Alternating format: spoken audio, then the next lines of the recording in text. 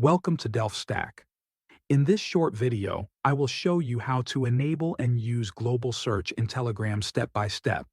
First, open the Telegram app on your phone or computer. Once you are on the main screen, look at the top of the app. You will see the search bar. Tap or click on it. Now, type something you want to search for. For example, you can type a keyword or the name of a channel.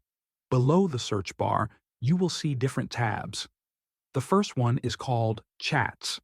Make sure you're on the Chats tab. When you are in the Chats tab, look closely at the results. You will see a section called Global Search.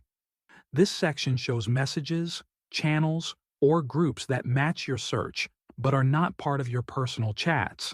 If you want to see more results from the global search, tap or click on Show More. This will expand the list and display all the channels and groups related to your search term.